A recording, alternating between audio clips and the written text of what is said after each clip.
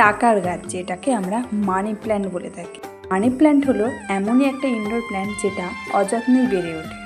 আমার এই গাছটারও একটা অবলম্বনের দরকার ছিল। গাছটার সেই অবলম্বন দিতে দোকান থেকে একটা মস্টিক কিনে আনি।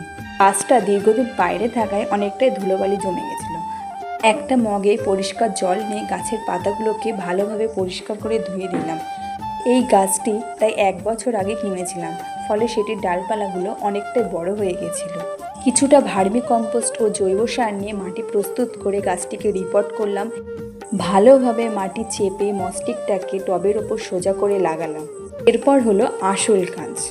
মানি প্ল্যান্টটা ভালোভাবে মস্টিকের ওপর ঘুরিয়ে সেটাকে শক্ত করে একটা সুতোর সাহায্যে বাঁধতে হবে, কিন্তু খেয়াল রাখতে হবে পাতাগুলো যাতে একটাও মুড়িয়ে না যায়। এবার কাজ সম্পূর্ণ। সৌন্দর্যের জন্য কিছু রঙিন পাথর টবের ওপর দিয়ে দিলাম। এরপর এটিকে জানলার সামনে আমার পড়ার টেবিলের ওপর রাখলাম। কিছুটা রোদ এবং কিছুটা জলে এটি ভালোই গ্রো করবে আশা করি।